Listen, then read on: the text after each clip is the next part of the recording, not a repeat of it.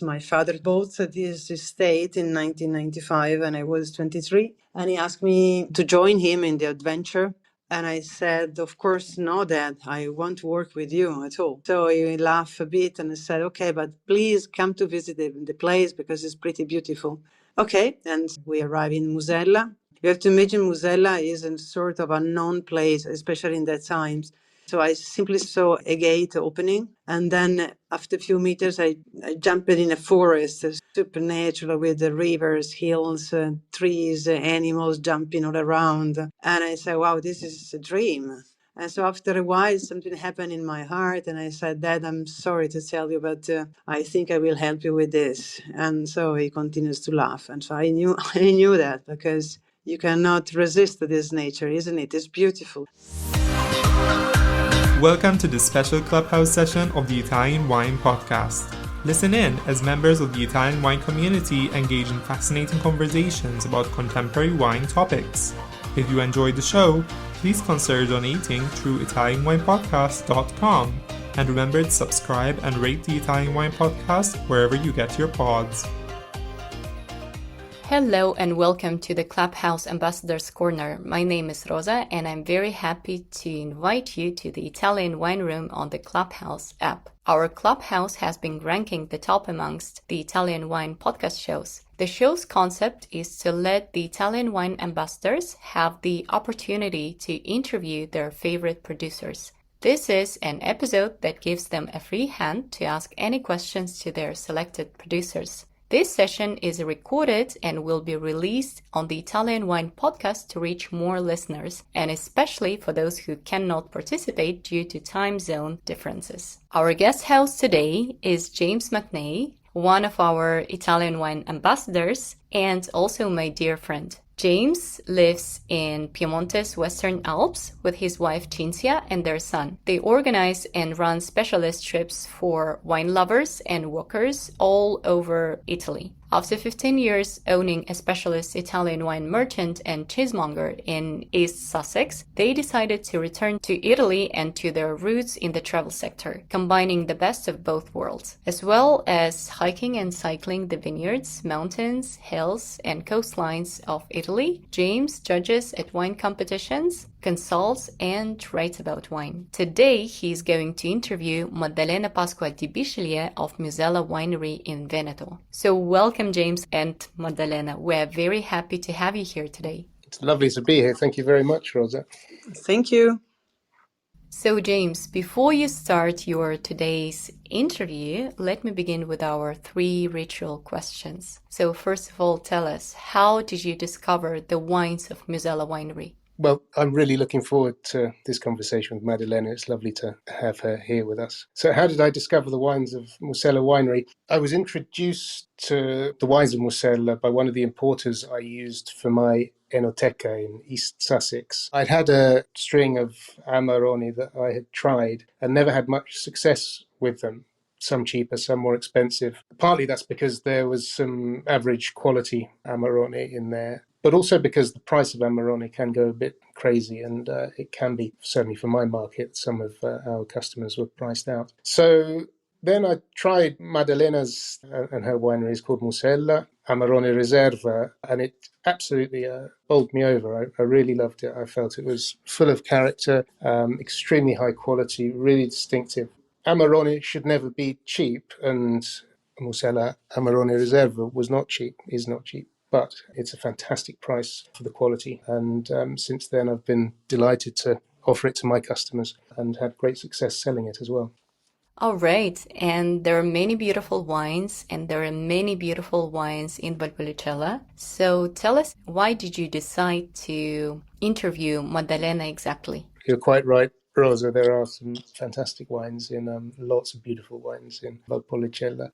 I wanted to visit Musella for a long time, partly because the place just looks so beautiful, partly because they have a really lovely relay. Maddalena seems a very interesting and lovely person, and I was just interested to visit. So I went along this April just gone with my friend and yours, Cameron Jones. Maybe he's listening in Australia. He's another IWA and also an MW candidate. I hope that's all going well, Cam.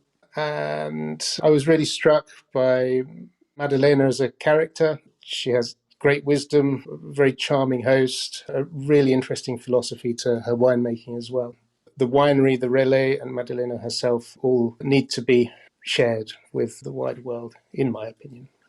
All right, thank you. And I hope Cameron will listen to this episode when it is released on the streaming platforms, because we cannot see him today in the room. And before you start, we need to put a kind of frame to your today's interview. So please tell us, what are we going to learn from this interview? What are the key learning objectives? So first of all, I know that there are lots of, what's the right word, newcomers that listen to the Italian Wine Podcast, people that don't necessarily know much about Italian winemaking, but are interested, or perhaps do know, but can be a bit confused about the wines of Valpolicella. So we're going to go into detail about Valpolicella winemaking in general, about the grapes and the territory and the different styles. As we know, there are lots of different styles, and each of those has a different name as well, which can be confusing. We're going to talk in some detail, because it's really interesting to me, this question about natural wines and how natural wines are made, what they taste like, and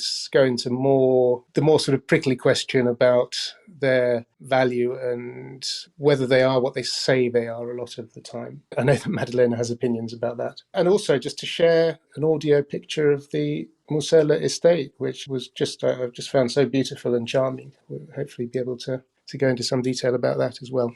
All right, sounds great. Now it's time for me to mute myself, and I will give the floor to you, James. Have fun. Thank you, Rosa. Hey, Maddalena, how are you doing? Hello, I'm doing well. Thank you, Rosa, for introduction. Thank you very much for joining us for this chat. So I've got a few questions. Let's start at the beginning, shall we? Tell us about your background. Where did you grow up? What contact did you have with winemaking when you were young?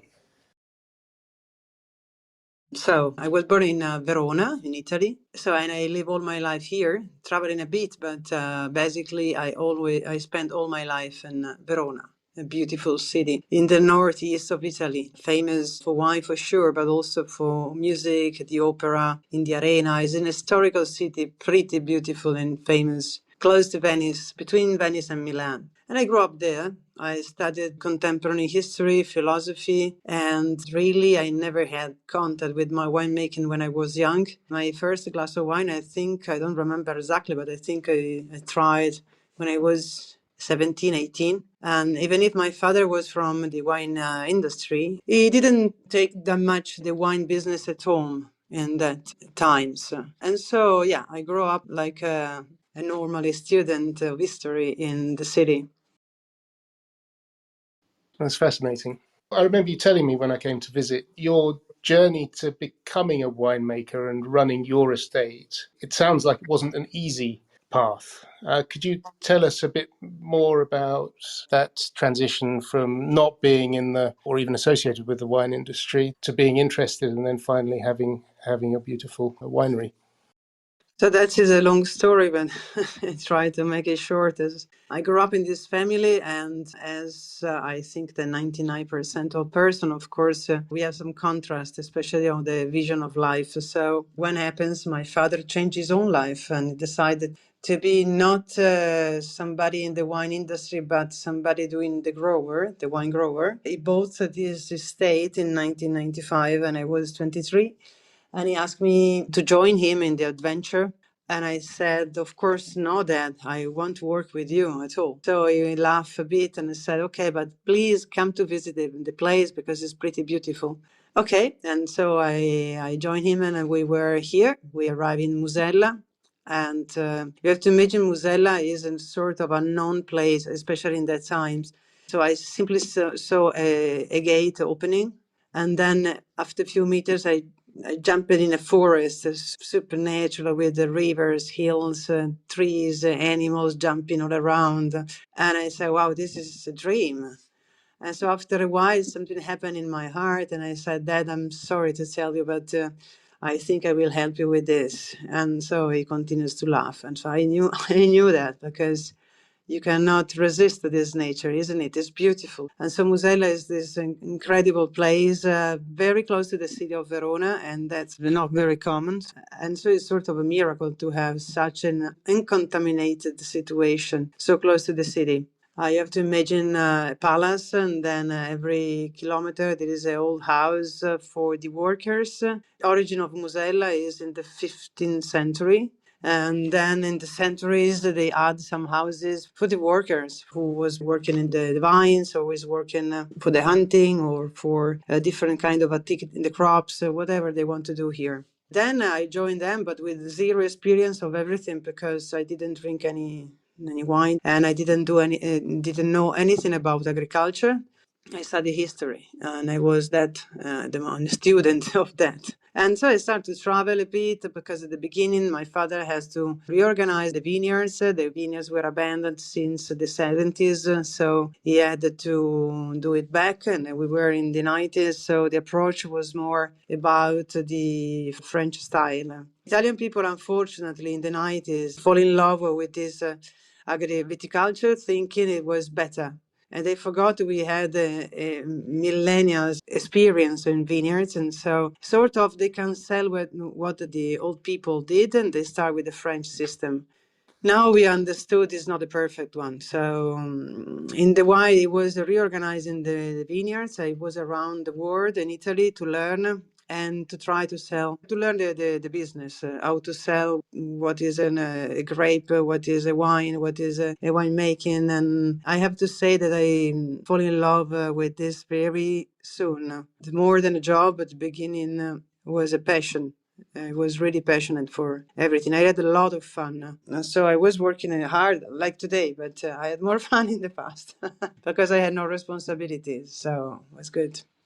Lovely. What a story. And how do you mean the French system? Do you mean the French training system? Yes, exactly. So the trellis, where we had the tradition of pergola, because the trellis or the direction of the trellis was up to down and is not very good for our place because we suffer from very strong storms and so you can't spoil the soil. So it's definitely better to have terraces with pergola. And if our own old people decided to have this kind of system, it's probably because they already did the experience.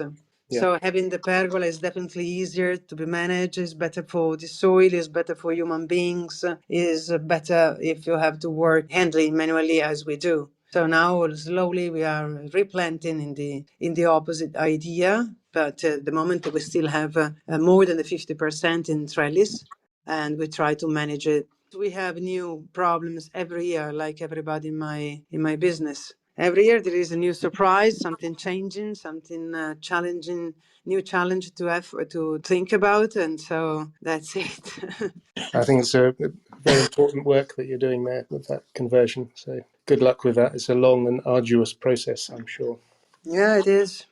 And plus, the big discussion was after a few years I was working because after I learned from many people, big people, important people in the wine business, even if they were not that important and famous in the 90s, but now they are. I couldn't effort anymore to see the vineyards, the forest, my life, my workers contaminated by a chemical viticulture. So my big contrast with my family was about the different sensitivity and consideration of what we had around, about the kind of treatment that we have to do. So it took for me 10 years to convince my father. I didn't convince in the soul and in the philosophy probably, but at least I convinced him for the quality results. After years and years of discussion, in 2009, I introduced the biodynamic viticulture, and I did it completely, 100% and totally, because it was already 10 years I was studying about. So I was pretty strong and prepared to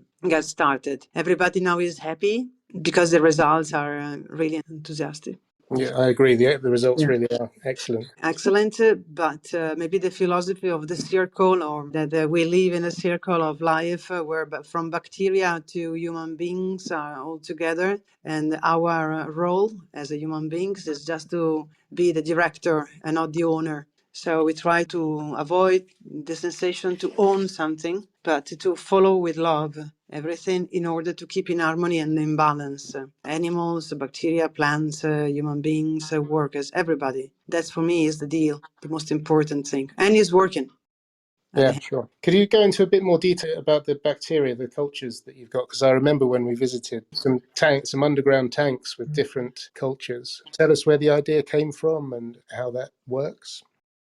Yeah, exactly. Now I'm in love with bacteria because I discovered this process of fermenting and producing self-producing bacteria from a guy in an event in the mountains. And I was super fascinated because it was sounding to me the same thing we are doing in biodynamic. Biodynamic means keep life alive or keep life. And so it's keep moving. That's the reason why we also have music in order to keep in vibration. Vibration is important because vibration means life. If you have vibration, you are alive. When you have no vibration, maybe you're ready for the next life, probably. And so the bacteria are life.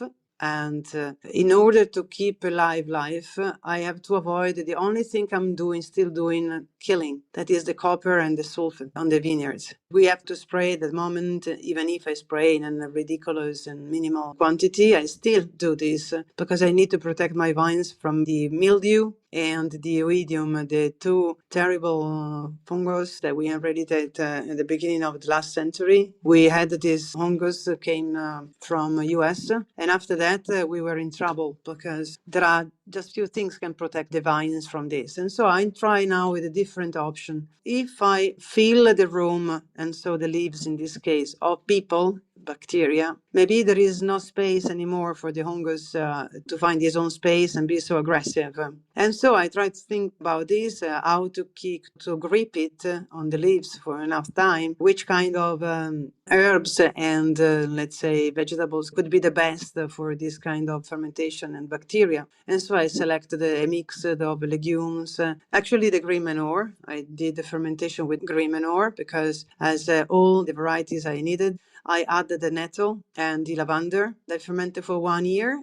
Inside my house, I have the one for the human beings to eat every day to make a better microbiota. So when you add good bacteria to your intestine, to your microbiota, you are more protected. You have an autoimmune system, a stronger autoimmune system. And so you live better, more energy, and less time to recover from the flu or whatever. You're stronger. And it's working because apart me, a lot of people around me is trying and now they became addicted. And so I still producing a lot for human beings, but outside in the garden, I did a big tank, 3 big tanks where I'm doing this fermentation. And this year I tried my first experience with this, and I have to say not successfully, 100%, but this is normal because when you try new things, it's very difficult to have success. But I see I have a success of the 50%. And this is encouraging me a lot to keep going. I have to probably add a more bit of clay and a bit of oil in order to be more grippy, to help to grip to the leaves. And now also I am extending my experience to other people because this is the secret to share and try to find new ideas, inspiration by the other people who is in the same network where we are. And so we will discuss next Sunday.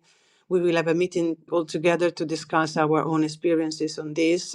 Maybe I have to add more informed water. I also have an experience in informed water to spray on the vines to help. So maybe a beginning the informed water, then the bacteria, and then adding some oil. So I'm curious to meet my friends and to try back next year with a different approach. I will keep doing for 5 years, so I'm pretty relaxed on the results. How many years have you got left of the 5? Was it just this year you said you started? This is the first, yeah. This is the first. Okay. You said it's an addiction. Well, it's a very healthy addiction, I think. Mm-hmm. Yep. It's great to hear such a collaborative effort with your neighbours and co-growers as well. It's wonderful. Good luck. Just as an aside, you play music in the vineyard. Do the vines have any preference to Oh yeah, for sure. What are they like? They didn't answer me, but I not yet, at least.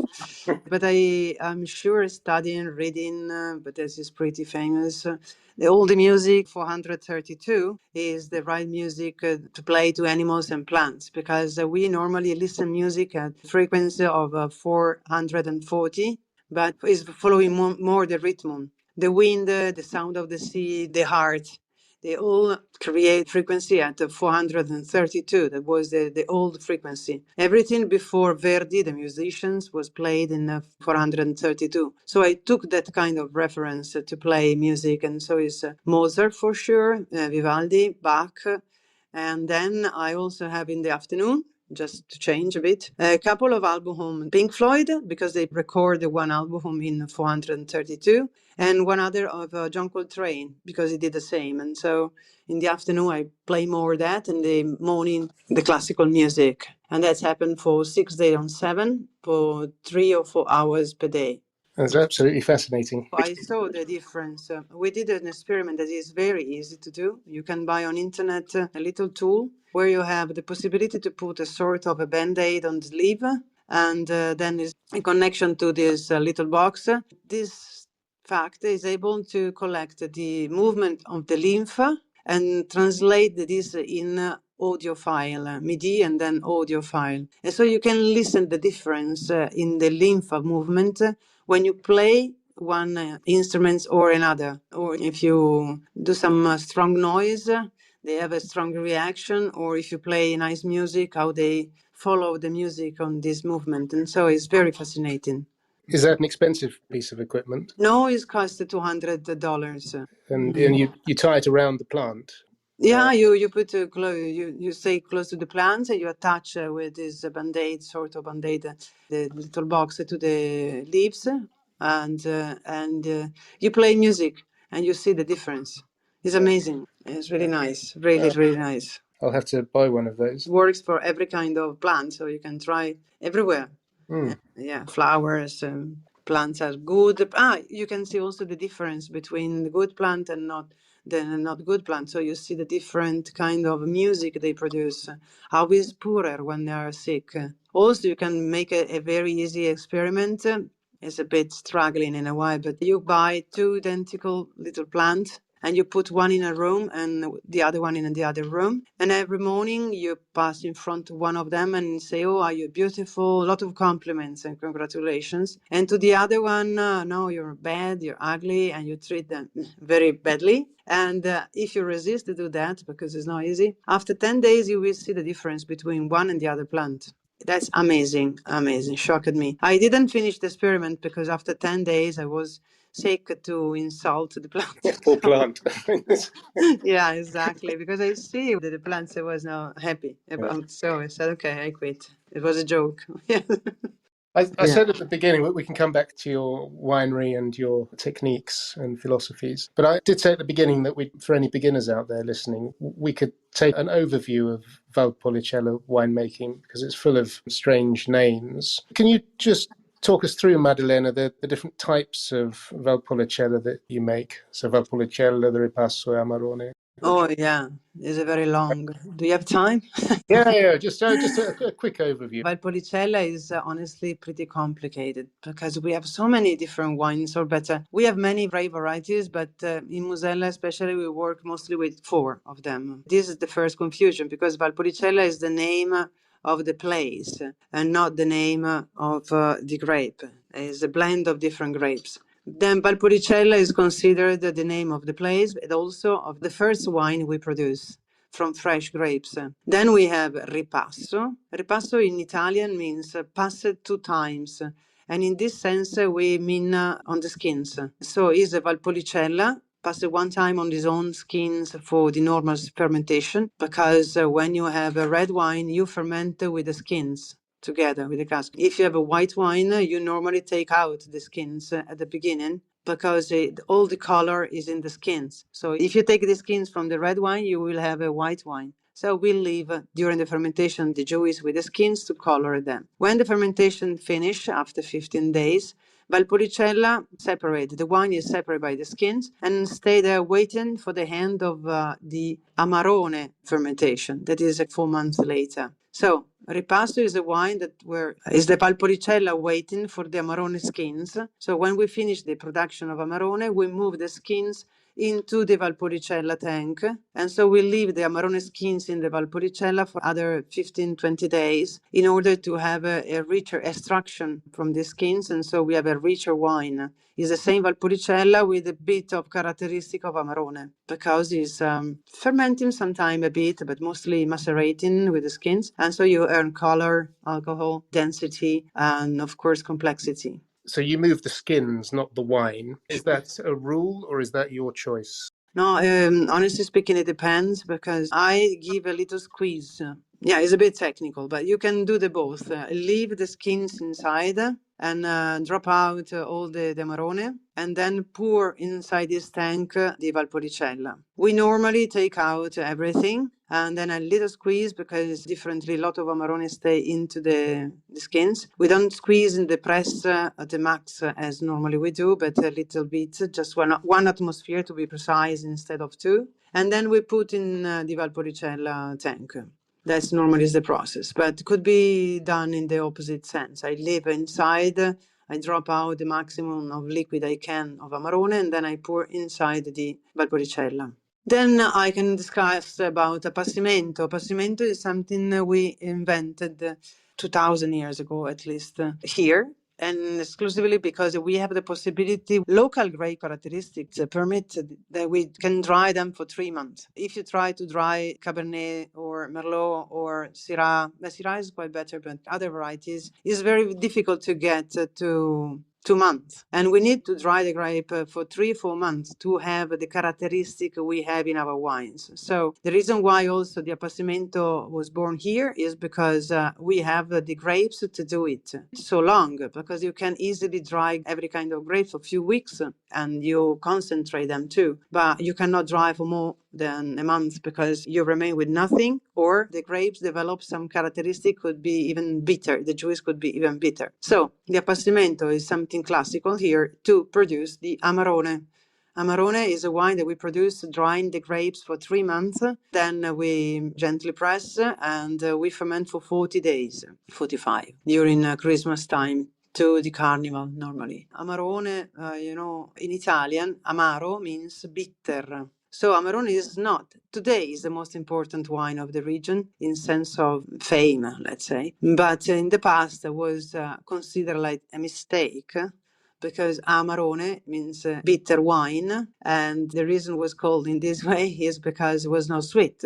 For 2,000 years, they produce the sweet wine of here is called Recioto. This is a pretty funny story because Recioto means wine from the ears.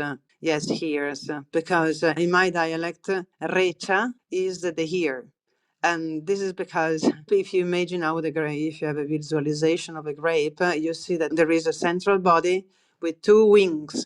And that 2 wings were called by the old man ears. And so they did the wine only with the ears of the grape, the Recia. Hanging in a net to dry up for 4 months. So you have the naturally sweet wine. And you have to think, 2,000 years ago, they have no sugar possibility. They add some honey at that time to the wine to make it a bit less acidic and better. And practically they have no any sugar apart in the fruit because the cane didn't exist in that time. So to have a wine naturally sweet without honey or anything else or fruit was a sort of a miracle. And in fact, Recioto was considered a luxury wine for kings, queens, and emperor because it was very difficult to produce. Of course, low production. If you have to imagine to have a liter of Recioto, you need to collect 5 kilos of grapes, or even 6. So for sure is a very, let's say, difficult, expensive. And I think I explained the complicated You've done very well. Thank you very much. It's always worth explaining, I think, because it is quite complicated. Just a question for myself. I've often wondered, grape names, Corvina, Rondinella, they're also birds' names. Yeah. Is there any connection there? Connection first is just because Corvo is crow and we have crows and around, especially in the morning, and they eat the grapes when they are ready. So the birds are perfect to know when the grape mature, and so they called Corvina because it was black and it was with the crows. Corvinone means big crows, and simply they gave this name because it's bigger than Corvina, the bunch. Rondinella is swallow to indicate another variety simply. And also because it has the two wings more standing than the other two. There is after that the oseleta. Oseleta in my dialect means little bird. And the reason is because the bunch is so small, it's very, very small. Maybe you have in mind what is a petit verdot. Oseleta is our petit verdot. So very dark color, very high acidity, very intense tannins. Exactly the three characteristics missing to the other three grape varieties. All the Veronese varieties are very, Corvina, Corvinone, Rondinella, are very pale, very gentle in colors, low acidity when they're ready, zero tannins, zero. Very, very few. And so Zeretta is an ingredient, let's say, to make a different complexity to our wines, our grapes. That actually are very, very, very, very, very old. In fact, at the beginning, we plant from the shop, let's say. And then in the last 15 years, I'm just planting something I found around people having very old vineyards to have the old gins. So now we are replacing something I had in my own place in Musella in the 90s and some other, because I have not any Molinara, for example, some old Molinara from my colleague. Because I think they could be also the answer to be more resistant. If you are not a clone, but you have your own personality, maybe we can find some plant could be more resistant to always the mildew and oidium that are my nightmare. I can imagine, yeah. Well, thanks for that absolutely fascinating overview of Valpolicella winemaking. Talking about your estate, your winery, Musella, you said when you first went in, you saw the river and the woodlands and the wild animals. What's the name of the river? And the name of the river is Fibio. It's a creek, maybe not a river. But Yeah, it's quite small. I noticed it was deep and fast flowing. yeah, it is. Beautiful river. Because sometimes people, when I say river, people laugh. I mean, yeah, it's a river. It's 10 meters. And And am I correct in remembering that it supplies your swimming pool in the yeah, relay? Is that yeah, correct? yeah. Beautiful. Tell us about the relay now, because the building is a very old building, isn't it? Oh, yeah, the relay was the second business we found on our path because when my father finished all the effort to buy the main part of the vineyards, we work on 25 vineyards. He had the occasion to buy this courtyard and he said, Maddalena, this is a big effort, but we have to do it. He was definitely right because the courtyard is a beautiful courtyard where they have a dairy business, let's say, and the house of the noble person was owning this place is in Musella today. In that time, in the 16th century, was out of Musella because Musella Estate became a Musella Estate in 500 hectares since 1890. Before was Musella Estate was just 100, 200 hectares. And the owner changed it. Muselli family sold to this guy, Trezza, who was in love of this place, and he bought the other 200 hectares around, included the place where I am now, in the courtyard. This courtyard is exactly of the 15th, 16th century old. We have this amazing fantastic stable. If you go on the internet, you can see that I say it's fantastic, not because it's mine, but because it's very unusual to see such a big stable for cows. And inside it looks more like a church than a stable. So we had this luck to be able to renovate this building in our cellar. So now where in the past they kept the cows, we keep is the restroom for the wine. Outside where they keep the hay, we now transform in our drying room for the grapes and a bit of stock. And then we keep our wines in cement mostly. Or oak, of course, barrels, bigger, between 3,000 and 5,000 liters, and a lot of different kind of material like cement in eggs shape, or we have one in porcelain. We have some amphoras, And my special idea, I'm pretty proud of. We have some marble stone tanks. I designed these tanks using local marble, Marmo Rosso di Verona, red marble, because red marble is composed in calcar and red clay. That is exactly the same composition of my soil. In my place, we live in a calcar situation, 100%, with some red clay. We have no basalt anywhere, even not a gram. Even if we have some volcanic area here close, we didn't receive any piece of basalt at all. So this is calcar. And so my idea was to put back the wine in the same atmosphere where they grow up. Also, I did a different kind of shape, like the sphere, like eggs, like something where the wine can self-moving. Always we are back to the consideration of everything is here like living beings. Wine is included. So wine is alive and is vibrating, and it needs to keep moving. If you consider a egg, you have two volumes, one smaller on the top and one bigger on the bottom. These two different volumes create two temperatures possibility. So if it's cold, you have colder on the top and warmer on the bottom. And this is enough to create a movement, a physic for the different temperature. The wine is keep moving to regulate, because it's a physics stuff.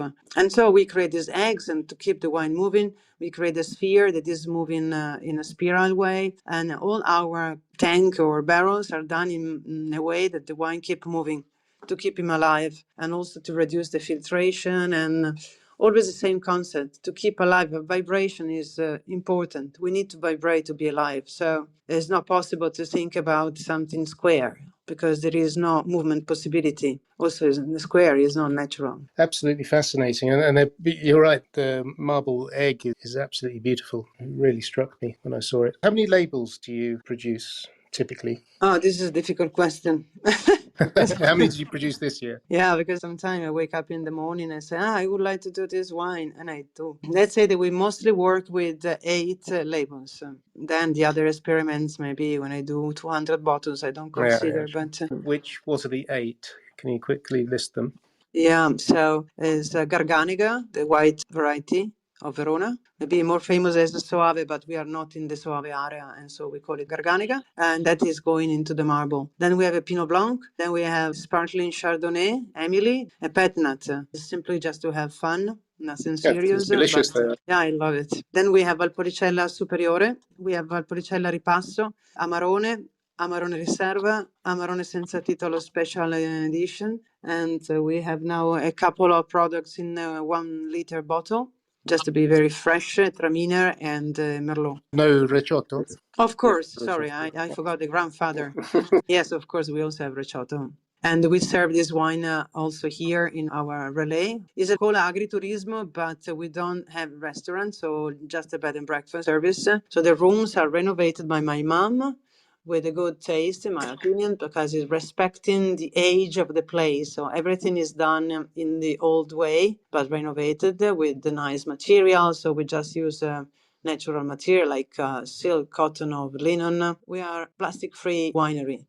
There is almost nothing now remaining plastic here, because this plastic is melding around in our body, in our brain, our self, everywhere. So you can even recycle, but the best way to avoid plastic is not buying the plastic. So we try to reduce as max everything in plastic. And so you can enjoy the time here in our agriturismo, spending your time going to the river, going to the forest walking, or walking around the green garden, or in the swimming pool, enjoying the wine tasting, the aperitif we offer. This kind of lot of wine tasting people like here. Nice.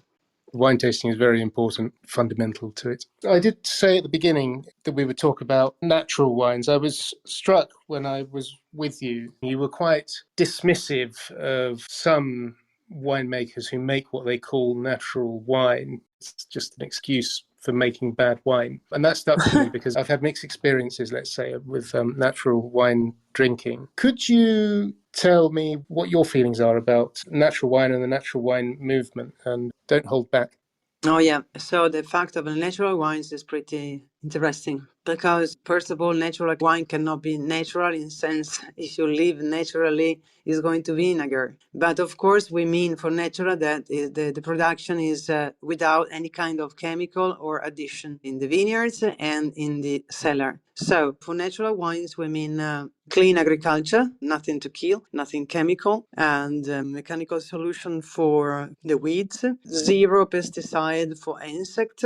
In biodynamic, we also encourage the regeneration of the soil. We have animals going around to keep in balance the system, so the sheep are going during the winter in the vines to eat the grass and then deliver. The donkeys stay around to keep under control the forest. The bees are there. The chicken are in the vineyards only in some months, because in April the fox is pretty interested to my chicken, so I put back in the big house they have. And in the cellar, nothing. In the cellar means you have to follow the fermentation with a lot of attention. But honestly speaking, when you get in the vineyards such a natural conduction, and we are super into the soil regeneration. So for us, the soil is not soil, but is Mother Earth. Is completely different. So we don't compress the soil with a tractor 100%. So we just work on the 50% of the vineyard in order to let the 50% not compressed by the tractor. And we plant every year green manure, many seeds like legumes, mustard plant, many different kind of clovers, some heat, some flowers for the bees, in order to massage the soil. And when you massage the soil, you create air. And air is the most important thing you need to live. Is the first thing you need to live. So our job, we are very concentrated in giving air to Mother Earth. Mother Earth, having air, is able to keep more water. Keeping more water and having the air, you can have a lot of bacteria and fungus and insect and worms. And so Mother Earth self-massage herself with this, and this is also enriching of a lot of food for the roots of the plants. So we never force the plants to have some food, but we make Mother Earth in condition to give the food they prefer to each one, because it's very important also to consider the individuality of the plant. Every plant, as our human beings, is different, is having different needs. And so it's just Mother Earth can understand the perfect needs of each plant. And so we work a lot on Mother Earth in order to have a better result of the plants. And you know what? So I can just say work it with a lot of enthusiasm, and so keep going. A very precise biodynamic method, because it's working. I'm having a lot of good results. Then, and this is the natural agriculture, let's say, even if we still have the tractor. So we need to have the tractor. And so in the cellar, we simply ferment the grapes. We follow all the process in the different tanks, cement, marble, oak. And the ability of the winemaking is to understand when is the time to move the wine in another place, because maybe that yeast could create some bad taste or smell, or when to separate the skins from the wine in order to avoid to have it too tannic or without dirtiness. We need to have a respect for the wine too. Not simply that you live there because it's natural. You have to be a lot of cares in timing and in understanding different development. Maybe there is a different pH or a different temperature outside and the fermentation is shorter. You have to be there moving the skins because it's important to keep the skins wet.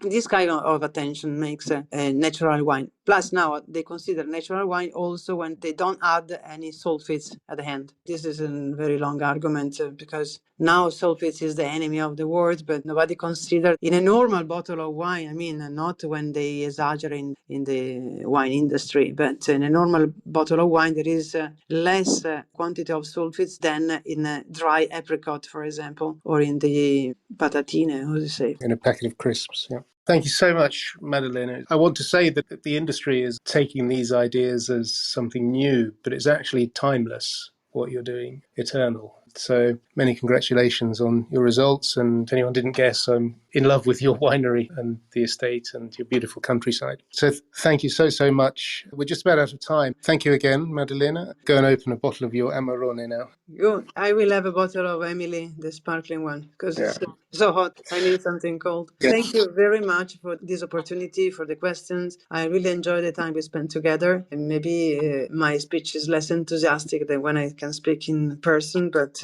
I hope people and you could be back here and see the I will news. be sure to. Okay, I'm back too. So thank you, James, for all of your questions, and thank you for inviting Maddalena. And Maddalena, thank you a lot for such in-depth discussion and all of your answers. And thank you for this possibility, Rosa, and for our organization. Thank you, because I feel very proud of this interview for your consideration. So thank you. And thank you again for your time, because Clubhouse recording sessions, this is the hardest one to set up the interview. And I'm not going to add up any questions. I think today's conversation was already very in-depth. I guess we are ready to finish. Okay. Bye, everyone. Bye. Grazie. Thank you a Grazie, lot. Kate. Ciao, ciao. Ciao. Bye-bye. Bye, Rosa.